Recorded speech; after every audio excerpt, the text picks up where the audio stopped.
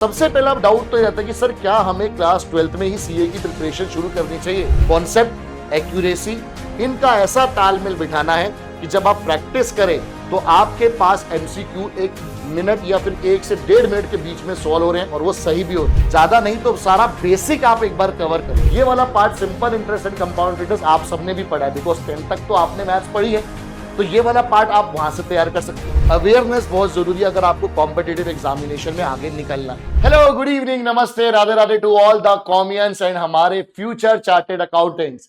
अगर आपका भी ड्रीम सीए है तो ये वीडियो आप ही के लिए है। मैं हूं आपका अप्लाइड मैथ्स कोच और साथ ही साथ अब आपका सीए फाउंडेशन में क्वांटिटेटिव एप्टीट्यूड कोच आशीष भाटिया, और आप सबका दिल से स्वागत करता हूं हमारे इस चैनल पर।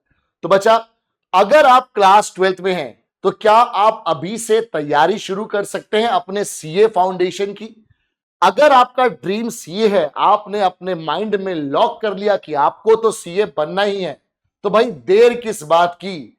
अब जो मेरा सब्जेक्ट है यहां पर, जो हमारा क्लास 11th एंड 12th का अप्लाइड मैथ्स होता है, या फिर अगर मैं बात करूं कि हमारे सीए फाउंडेशन में जाकर जो मैथमेटिक्स वाला पोर्शन है, वो सीए फाउंडेशन का पेपर 3 यानी क्वांटिटेटिव एप्टीट्यूड बन जाता है।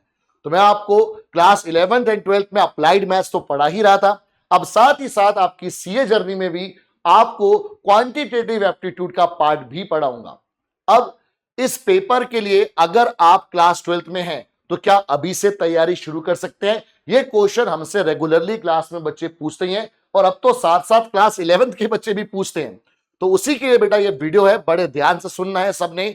स्पेशली फोकस यहां पर क्लास 12 स्टूडेंट्स के लिए रहेगा, क्योंकि बस अगले ही साल कुछ ही टाइम बाद उनको अपनी सीए फाउंडेशन की जर्नी को शुरुआत करनी है और वही स्टेज आपको आगे सीए तक लेके जाएगी। अब बेटा यहां पर मैं हर कैटेगरी के बच्चे की बात करूंगा, चाहे वो विद मैथ्स हो, और विद मैथ्स में अगर उसके पास कोर मैथ्स है या अप्लाइड मैथ्स है तो दोनों के लिए अलग से बात करूंगा।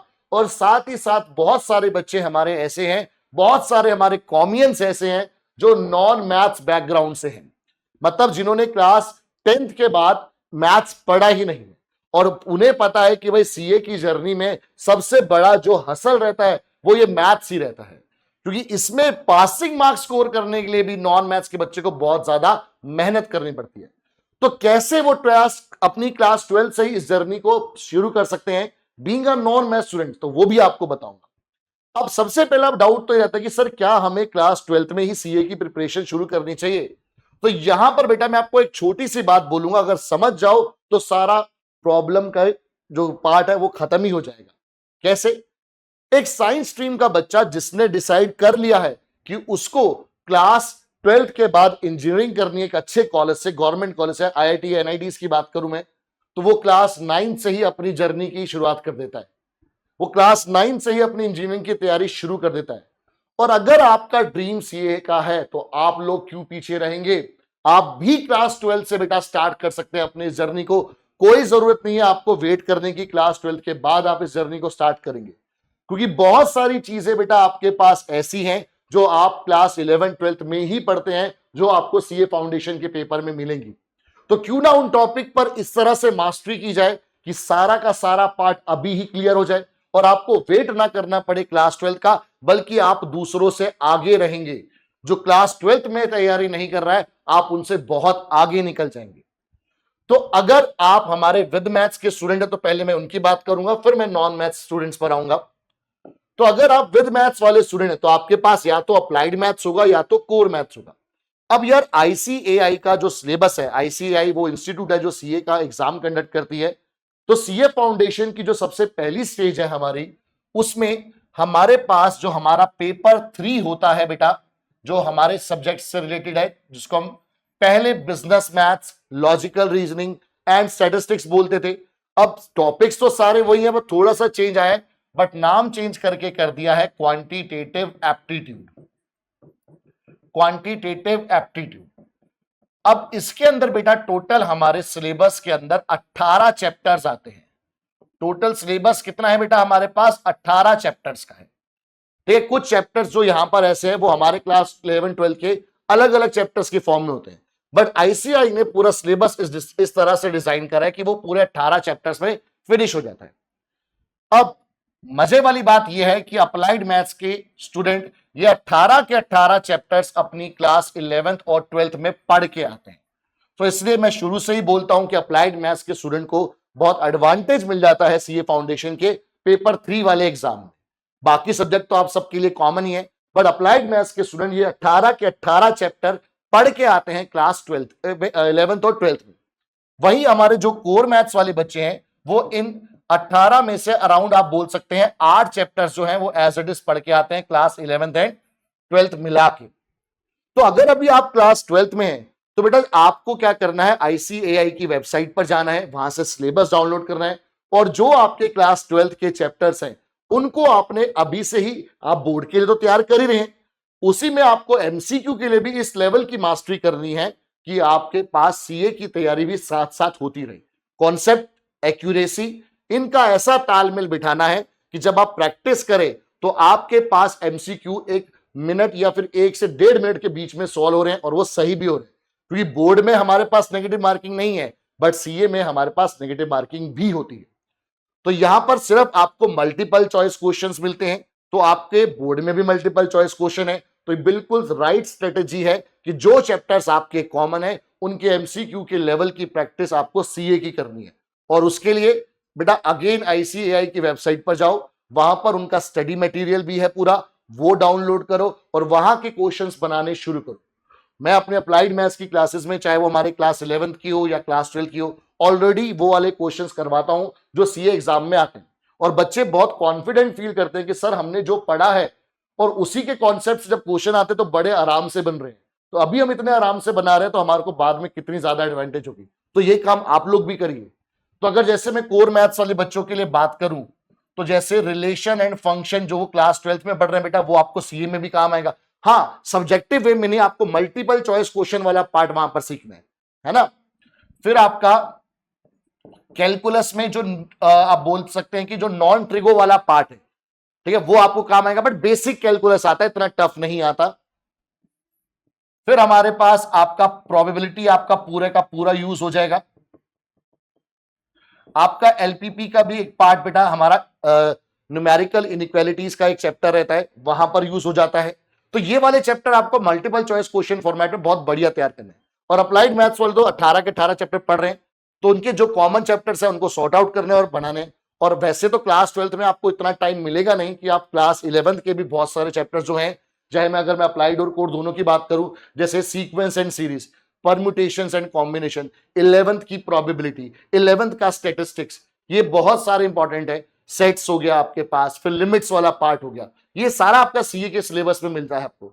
तो अगर आपको टाइम परमिट होता है, वैसे ज्यादा नहीं तो सारा बेसिक आप एक बार कवर कर लो, जो हमारी वीडियोस ऑलरेडी अवेलेबल है इन चैप्टर्स की, उनसे बेसिक कवर कर लो, चाहे क्वेश्चन का टाइम क्योंकि आपको नहीं मिल पाएगा बेटा, क्लास 12th है तो आपको उसको भी मैनेज करना है, बट क्लास 12th के टॉपिक्स को तो बिल्कुल ही नहीं छोड़ना है आपने। और फिर वहीं पर अगर मैं बात करूं बेटा हमारे नॉन मैथ स्टूडेंट्स के लिए, तो उनके लिए भी मैं लिख के लाया हूं कि स्टैटिस्टिकल डिस्क्रिप्शन ऑफ डाटा और साथ में sampling, central tendency, dispersion, index number, correlation, regression, ये ऑलरेडी हमारे नॉन मैथ्स वाले बच्चे भी पढ़ के आते हैं। तो अगर बेटा चैप्टर की बात करूं तो 1 2 3 4 चैप्टर तो ऑलरेडी आपने भी पढ़े हुए हैं। सर ये हमने, हमारे पास तो मैथ्स है ही नहीं, ये हमने कहां पढ़े? तो बेटा आपने इकोनॉमिक्स में स्टैटिस्टिक्स वाला पोर्शन पढ़ा होगा। अब कुछ बच्चों ने क्लास 11th में पढ़ा होगा क्योंकि वो स्टेट बोर्ड का और सीबीएसई बोर्ड में डिफरेंस है, तो बट आपने क्लास 11-12th की जर्नी में स्टैटिस्टिक्स के अंदर ये सारी चीजें पढ़ी होंगी जरूर। तो बेटा वही है वहां पर, बस उनको रिकॉल करना है, मल्टीपल चॉइस क्वेश्चन के फॉर्मेट में तैयार करना है, प्रैक्टिस करनी है। बट ये आप लोग अभी से तैयारी शुरू कर सकते हो। तो अगर वहां पर कोर मैथ्स वालों के पास 8 चैप्टर्स हैं तो 5 चैप्टर्स बेटा आपके पास भी हैं। और साथ ही साथ बेटा 2 चैप्टर ऐसे हैं, एक है मैथमेटिक्स ऑफ फाइनेंस, जो हमारे पास क्लास 8-9th का आपका टॉपिक होता था, simple interest and compound interest. हालांकि इसमें एक और पार्ट आता है एनयूटी का, वो अप्लाइड मैथ्स वाले तो पढ़ते हैं क्लास 11th एंड 12th में, बट ये वाला part simple interest and compound interest आप सबने भी पढ़ा है, बिकॉज 10th तक तो आपने मैथ्स पढ़ी है, तो ये वाला पार्ट आप वहां से तैयार कर सकते हो। साथ में हमारा जो एक सेकंड चैप्टर है इक्वेशन, जिसके अंदर आप linear equation, quadratic equation and cubic equation के बारे में पढ़ते हैं, सेम क्लास 10 तक का पार्ट, वो भी आप तैयार कर सकते हैं। तो बेटा 7 चैप्टर तो आप भी अभी से तैयार कर सकते हैं।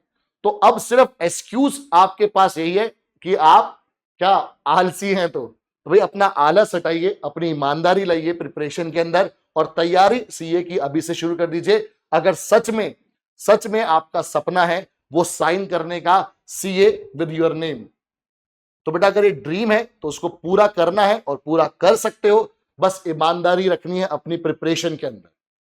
तो अब आपको बेटा क्लास 12 से ही तैयारी शुरू कर देनी चाहिए। क्यों वेट करना है आपने अगले साल का? अभी से तैयारी शुरू कीजिए। पहले ही अटेम्प्ट में कोशिश कीजिए कि पेपर तो निकले ही निकले, साथ में रैंक होल्डर भी बनना है। और रैंक होल्डर बनने का जो स्वाद है वो आप हमारे सीए वाला चैनल पे भी देख चुके हैं, है ना, कि AIR 1 आया है सीए इंटरमीडिएट में। तो एक अलग ही रुतबा होता है, एक अलग ही पेरेंट्स की आंखों में खुशी होती है। आंसू होते हैं बट वो खुशी के आंसू होते हैं। तो आप भी बेटा ये सब कर सकते हैं। बस अपनी प्रिपरेशन अभी से स्टार्ट कीजिए, फोकस रहिए और सबसे बड़ी बात अवेयर रहिए, क्या पढ़ना है क्या नहीं पढ़ना है। अवेयरनेस बहुत जरूरी है अगर आपको कॉम्पिटिटिव एग्जामिनेशन में आगे निकलना है। एंड विद दिस नोट बेटा मैं ये वीडियो यहीं पर एंड करूंगा। बस आपको एक मैसेज देना था कि अभी से ही बेटा तैयारी शुरू कर सकते हैं। आपको डिले करने की जरूरत नहीं है कि हम शायद 12 के बाद ये करेंगे तो बेटर रहेगा, नहीं। Today is the right time, now is the right time. So all the best for your CA journey. और हम पूरी टीम की जो ब्लेसिंग है वो सब आपके साथ तो है ही है। और कभी भी आपको गाइडेंस की जरूरत पड़ती है तो हम लोग हमेशा बेटा यहाँ पर अवेलेबल है। आप किसी भी तरह से अपना मैसेज हमें पहुंचा दीजिए, चाहे इस कमेंट में, जो इस वीडियो के नीचे कमेंट ऑप्शन है वहां पर भी अगर आपके कोई डाउट है तो वो भी आप बताइएगा, ठीक है। हम कोशिश करेंगे, उसको भी केटर करते हैं और आपके सारे डाउट्स, आपके सारी जो दुविधाएं हैं उनको सॉल्व करते हैं, ताकि आप अच्छे से तैयारी करके अपना ड्रीम पूरा कर सके, अपने पेरेंट्स का ड्रीम पूरा कर सके। सो अगेन नमस्ते सभी को, राधे राधे बच्चा लोग। मिलते हैं जल्दी ही अपनी क्लासेस में। Take care everyone, bye bye.